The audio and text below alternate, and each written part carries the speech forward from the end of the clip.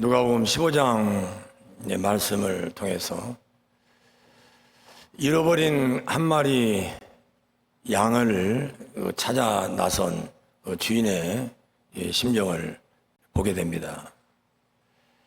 10드라크마를 가진 집주인이 한 드라크마를 잃어버렸을 때 그 한 드라크마를 찾기 위해서 방 전체를 쓸고 찾다가 마침내 찾아서 즐거워하고 기뻐하는 그러한 내용을 대면합니다.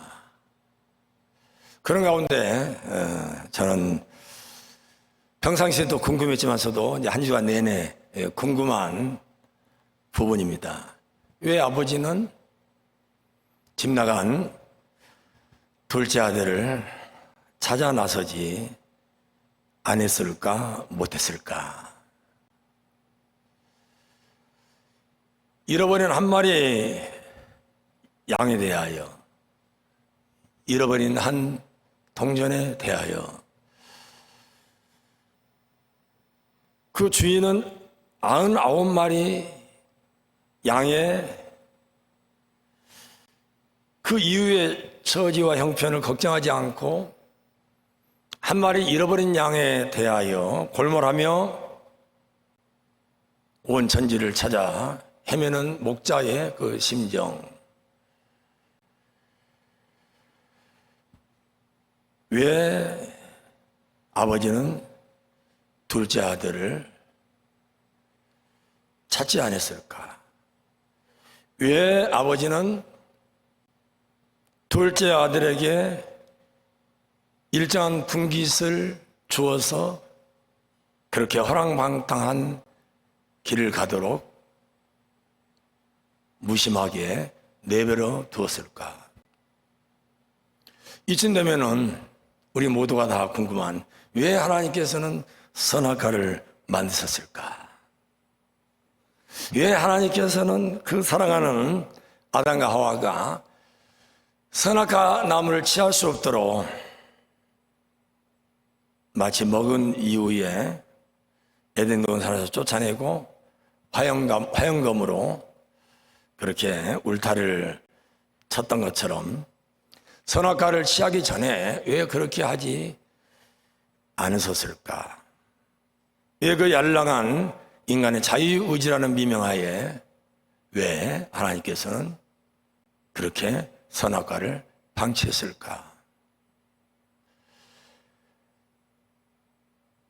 왜 아버지는 그의 결과가 뻔한 상황을 예측하고도 둘째 아들에게 그의 몫을 주었을까? 그리고 그 둘째 아들을 찾아 나서지 않았을까? 이게 저의 고민입니다. 여러분은 이 고민에 대해서 어떤 답을 갖고 계십니까?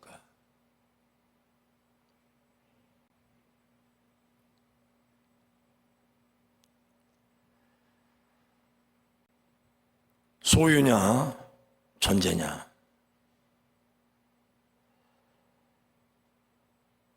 요나는 그토록 그 아수르의 제국, 그 니느웨의 성이 하나님의 용서를 받고 하나님의 성품상 니느웨의 백성들이 회개하면은 하나님께서는 뜻을 돌이켜서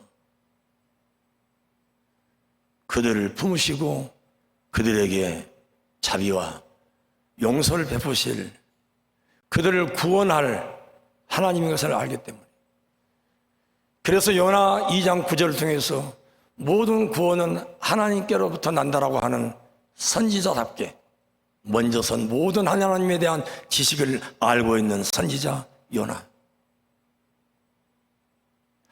하나님을 알고 있기 까닭에 하나님의 용서와 긍휼과 자비를 알고 있기 까닭에 그 하나님의 용서와 자비가 아수르에게, 니느웨의 백성들에게 미치지 못하기 위해서. 그렇게 다시스로 도망가고 물속 깊이 도망가고 화를 내면서까지 나를 죽여달라고.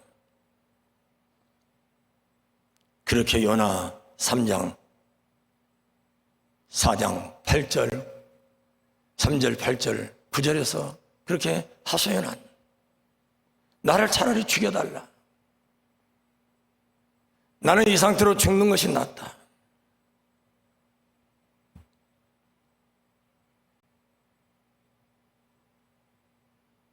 스펙을 열심히 쌓고 그 스펙을 쌓기까지의 수많은 사연들, 스토리가 있는, 그래서 맨 먼저 포도원 주인으로부터 그렇게 택정을 받고 통꾼으로서 일꾼으로서 인정받은, 포도원 밭에서 아침 6시부터 저녁 6시까지 온전히 12시간 동안 불평도 없이 감사함으로 자기 기술이 인정받음에 대해서 자기 식구들을 생각하면서 그동안 자기가 쌓아온 스펙에 대해서 또 12시간 포도원 밭에서 일한 그 스토리를 동네 사람들에게 이야기하면서 뿌듯해할 그 순간순간을 생각하면서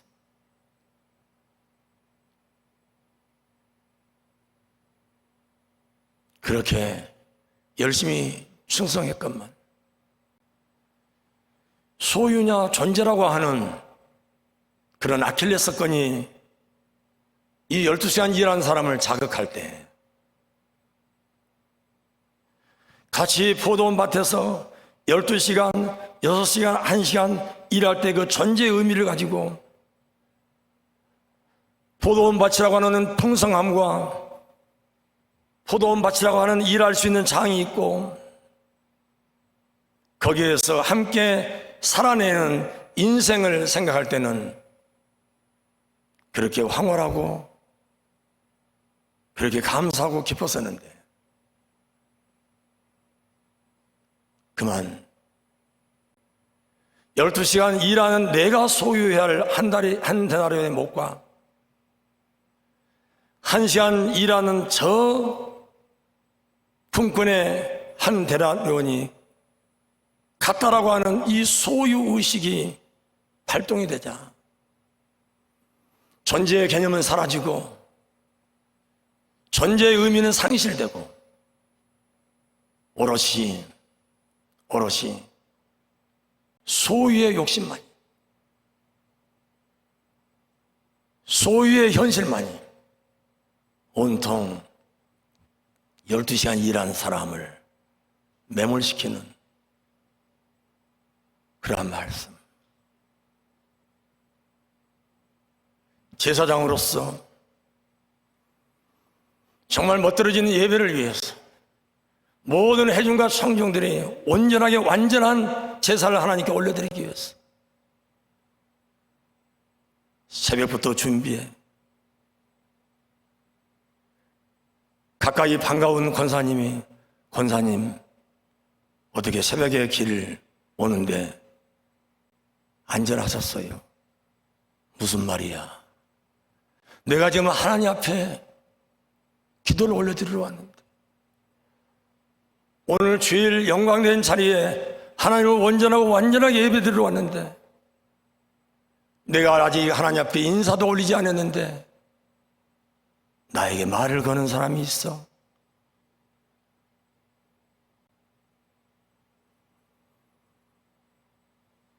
저 길가에 있는 나그네가 죽어있는지 살아있는지 제사장으로서 시체를 만질 때 그 불결함은 내가 하나님 앞에 온전하고 완전한 예배를 제사를 올려드릴 수가 없는데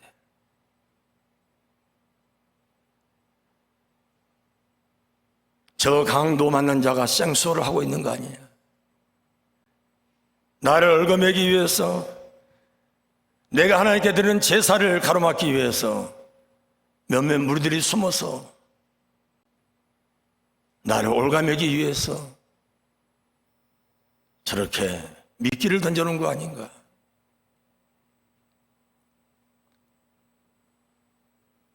나는 제사장이야. 나는 제사장이야. 내가 해야 될 일은 따로 있어. 하나님의 일을 해야 돼. 제사를 집례해야 돼. 얼마나 많은 회중들이 나를 기다리고 있어. 제사장이 없이는 그 누구도 하나님께 제사를 제대로 올려드릴 수 없어. 더더욱 부정한 시체를 만질 수가 없어.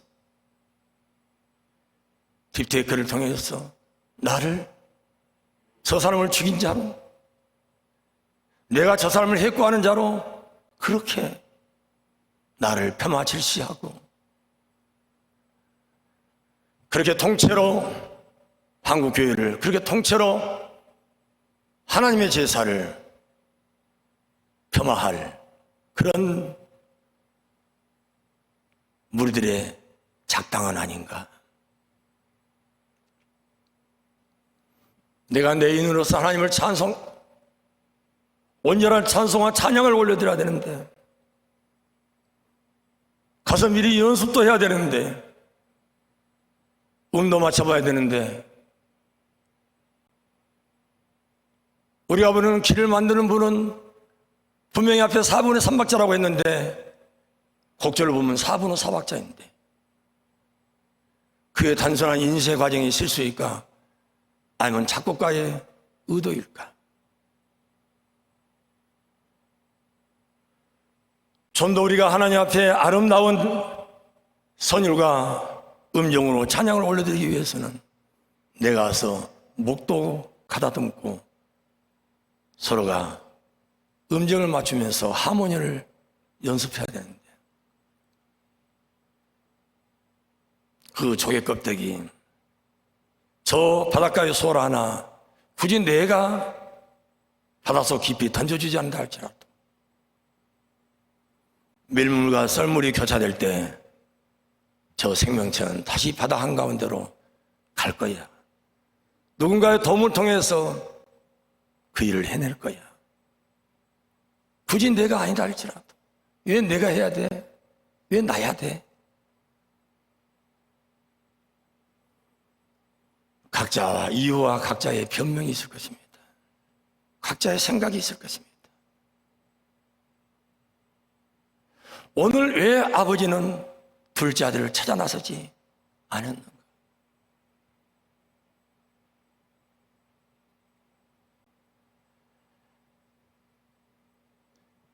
왜 맏아들은 함께 섬기는 종들이 동생이 왔다고 할 때 굳이 그는 아버지를 가르쳐서 당신의 저 아들이라고 표현하면서 내 동생이라고 인정하지 않고 있는가?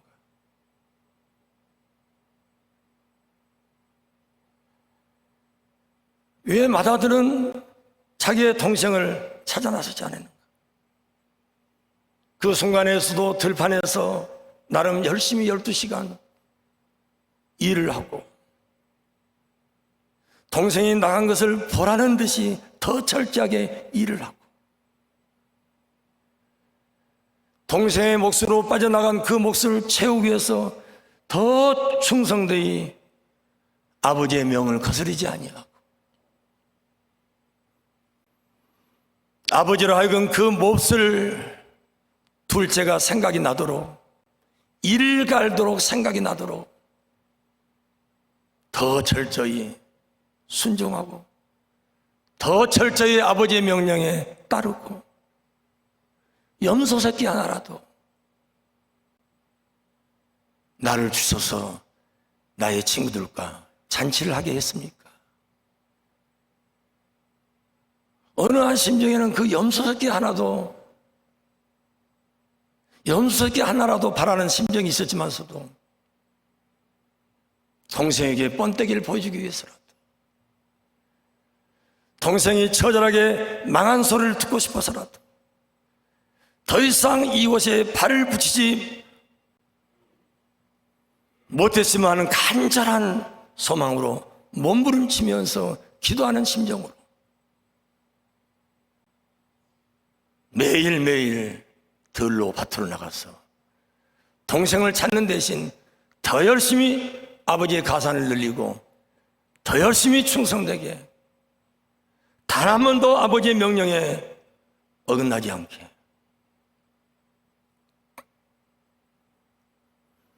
그렇게 자기의 처선을 다해왔던 맏아들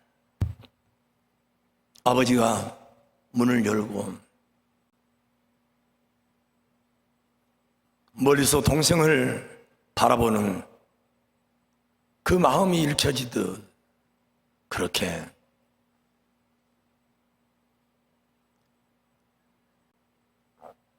돛대를 잃은 양 먼 허공을 바라보는 아버지의 눈동자를 바라볼 때마다 더 내가 열심히 일해서 저 사랑을 독차지해야지, 더 내가 하나님 앞에 순종해서 저 마음을 내가 빼앗아야지. 밖에 곳간이 있는 아버지는 나름 그래도 둘째 아들이 실패해서 집안으로 들어오지 못하고 집 뒤를 어스렁거릴 때 혹시라도 곳간에 있는 먹거리라도 가져갔을까 하는 그런 심정으로 문을 열고 마치 곳간을 보듯이 주변을 서성이는 아버지. 그 아버지는 왜 둘째를 찾아 나서지 않으실까? 저는 제 나름대로 이런 해답을 찾아왔습니다. 오늘 본문 말씀 31절 통해서 큰 아들을 향해서 애야 너는 항상 나하고 함께 있었지 않느냐. 존재의 의미, 너는 항상 나하고 같이 있었지 않느냐. 그것이 다 내 것이 네 것이 아니냐. 임마누엘 하나님, 아귀에서의 이 땅에 오심에 참 선언은, 선포는 우리가 함께 하시는 하나님,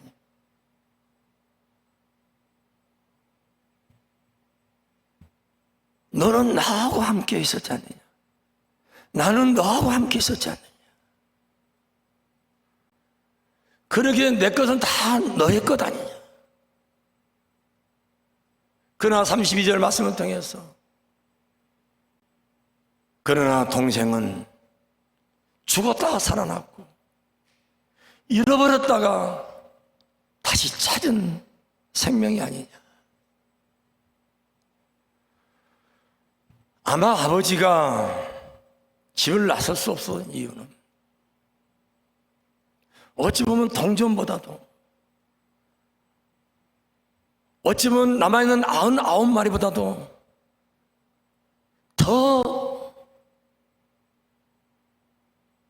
약한, 연약한 맏아들의 그 인성과 맏아들의 그 자존감. 아버지는 둘째도 소중했고 둘째도 찾아가야 하지만은 그 맏아들의 그 자존감과 맏아들의 그 인성과 신앙심을 알기 까닭에 차마 맏아들을 방치하고 내버려 두고 둘째 아들을 찾아 나설 수 없는 그 아버지의 심정이 아니었겠는가. 예, 너는 늘 나와 함께 있었지 않느냐. 나와 함께 존재했지 않느냐. 그렇게 나의 건 다 너의 것 아니냐.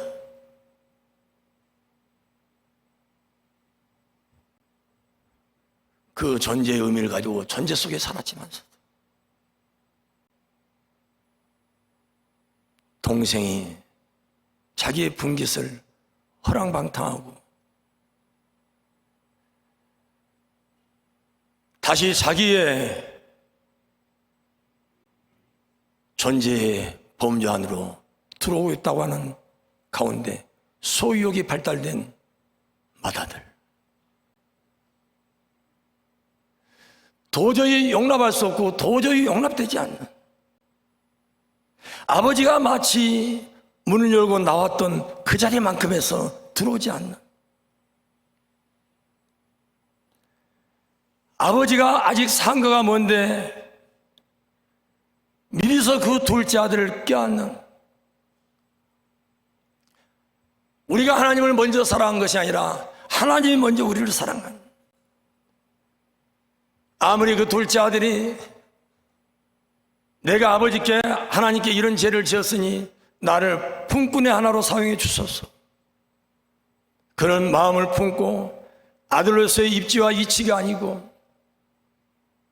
품꾼으로서 12시간을 일한 품꾼, 1시간 일한 품꾼으로서의 그 이치에서 아직까지도 그 먹거리 소유에 대한 문제에서 벗어나 있지 못한 이 둘째 아들,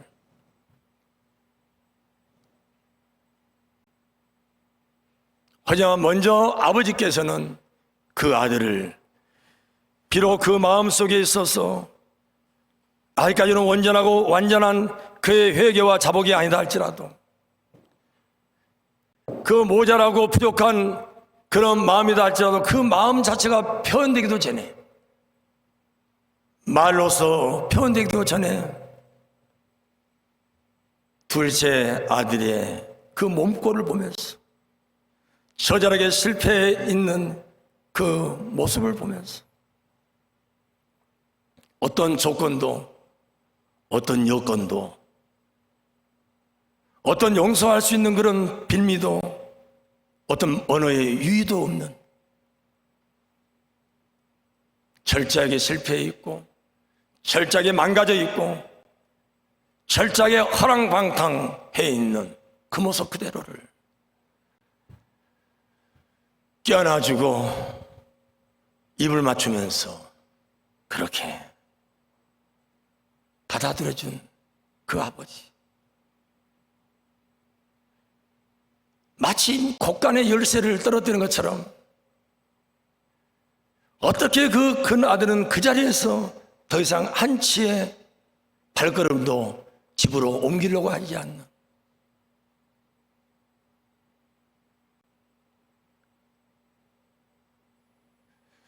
아버지와 함께 존재한 줄 알았더니 둘째 아들의 나타남을 통해서 그의 소유에 대한, 그의 소유욕에 대한 것이 불꽃처럼 타오르는 그나들의 발걸음은 그 아버지가 둘째 아들을 껴안았던 그 자리에서만큼 그 이상으로 집안으로 발을 옮기지 않는 맏아들의 모습을 우리는 바라보면서 우리의 현재의 발걸음은 어디에 멈춰 있습니까? 우리의 현재의 마음은 어디에 멈춰 있습니까?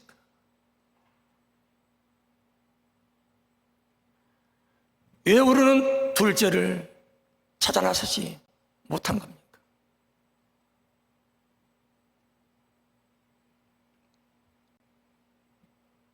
이 비유를 들 때 예수님 주변에 세리와 죄인들이 모여들었다고 이야기합니다.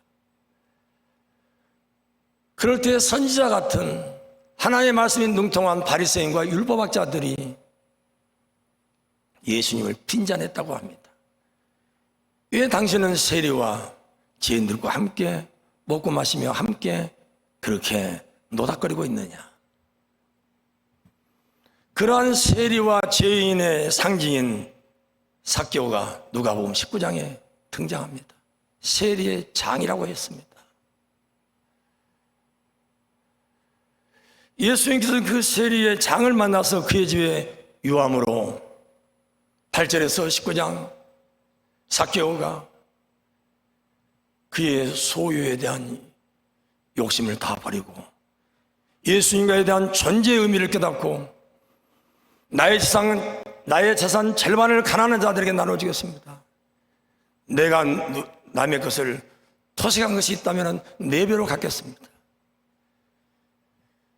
소유의 그 울타리에서 벗어나서 예수 그리스도와 함께 진정한 하나님의 나라 백성으로서의 구원받은 백성으로서의 존재의 그 가치를 깨달을 때 예수님께서 누가복음 19장 10절에 나는 잃어버린 자를 찾아 구원하러 왔다.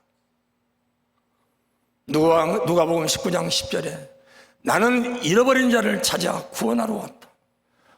오늘 본 말씀 누가복음 15장 32절에 네 동생은 죽었다가 살아났고 네 동생은 잃어버렸다가 찾았다.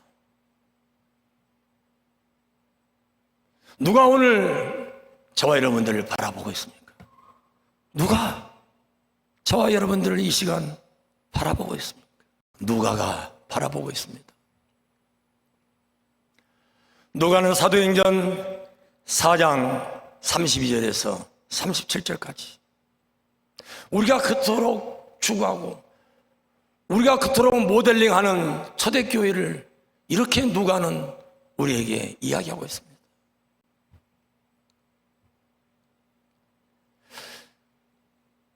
예수 그리스도의 십자가, 예수 그리스도의 부활의 그 기쁨을 갖는 기독교인들이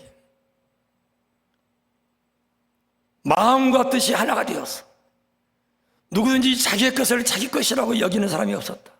다 유무상통했다. 밭이 있는 사람은 밭을 팔고 집이 있는 사람은 집을 팔아서 다 사도들 팔 앞에 내어놨다. 그 중에 대표적인 자가 요셉이라고 하는 바나바다. 집이 있는 자는 집을 팔고 밭이 있는 자는 밭을 팔았어. 부활의 주님을 증거하고 부활의 주님을 믿은 부활의 공동체가 부자와 가난한 자가 없었다. 어떤 소유도 나의 것이라고 주장하는 사람이 없었다. 십자가의 은혜를 입고 십자가의 사랑 가운데 구원받은 부활의 공동체가 바로 초대교회 모델로서 우뚝 선 것은 소유의 의미에서 존재의 삶을 살 때 세상 사람들은 우리 교회를 주목하게 되었고 세상의 무신령들은 우리 그리스도인들을 두려워했고 까닭에 하나님을 경외한 줄 믿습니다. 소유냐 존재냐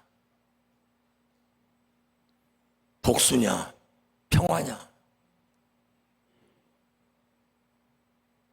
그럴 때 어떤 왕비는 나는 오디세우스입니다.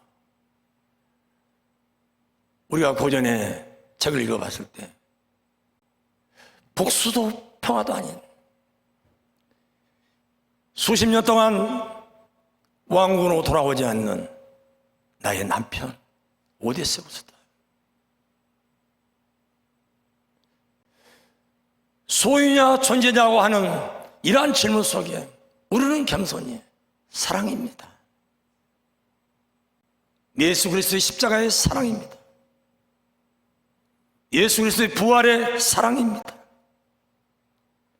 소유냐 존재냐를 넘어서서 우리는 하나님의 자비의 사랑입니다. 하나님의 용서의 사랑입니다. 사랑입니다. 소유도 존재도 아닌 사랑입니다.